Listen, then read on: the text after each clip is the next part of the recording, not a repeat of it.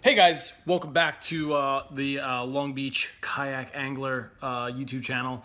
This is Mike here, and I'm going to show you today my battery box. I did say in my first video, my kayak review, showing you my boat, that I was pretty proud of my little battery box, and I wanted to show you a really simple, easy way that you can make this with very minimal cost, and it's super effective and it does the job. And it's, like I said, there's really cool ones out there on YouTube. Definitely check out some other guys' channels.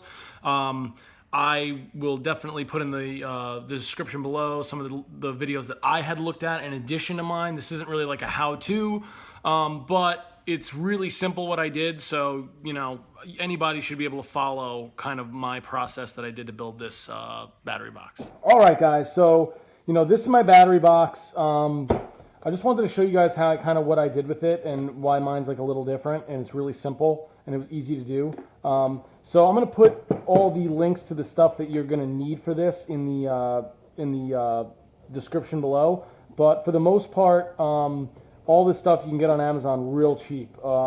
This is an outdoor products, outdoor gear, outdoor products brand, large box. You have to get the large one. This is the small one.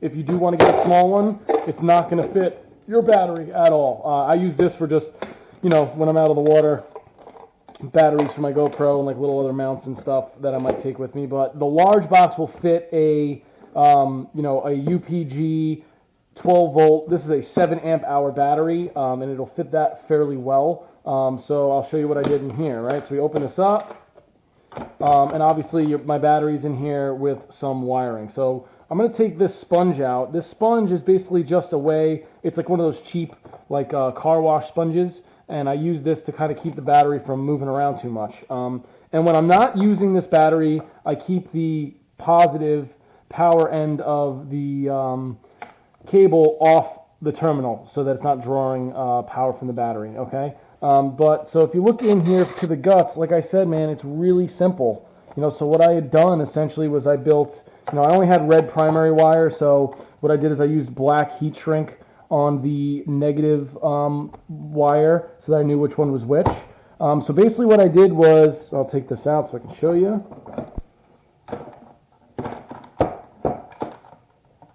Okay, so essentially what I did was, I basically made two of these. One of them has the inline fuse on it. Okay, it's a 20 amp fuse.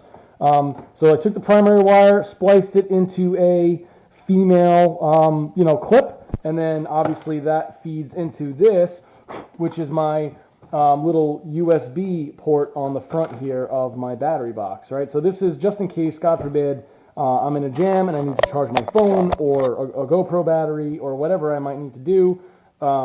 That's what these are for. So it's really simple. I was going to put a switch on here, but I'm not an electrician. I kind of was messing around with it, and it didn't end up working out. But this works really well. So basically what I'll do is I'll take this piece of sponge. I kind of shove it in here. It kind of pads everything up. I'm going to attach my negative lead to the negative, and then sit this battery in the box. It kind of fits perfectly in here. I just got to kind of, maneuver it a little bit. I don't want to bend up the leads. And another little piece of sponge here in the front. And you can see that kind of fits down in there nice and easy. Let me just pull these wires out so they're not too crimped and cramped. All right, so, again, this is the positive. So all I got to do when I'm using my box is plug the positive in, okay? Tuck this fuse down, close it up.